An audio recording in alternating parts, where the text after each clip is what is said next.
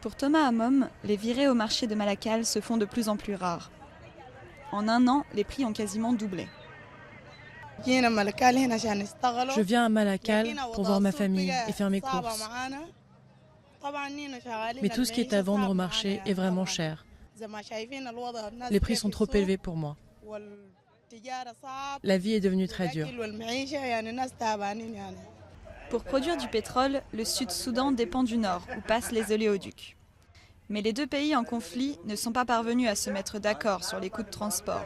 Et en janvier, la production a cessé au Sud.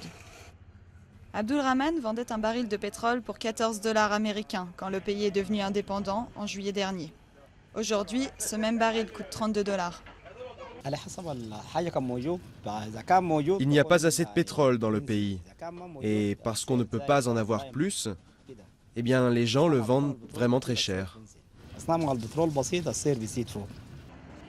Entre le prix du pétrole et les combats récurrents à la frontière, les commerçants font de moins en moins le voyage du nord au sud. Le prix du sorgho, l'aliment de base de la population, a augmenté de plus de 70% en quelques mois. Et les groupes religieux craignent une nouvelle augmentation si les récoltes des fermiers sont faibles. Ça va être une crise très importante.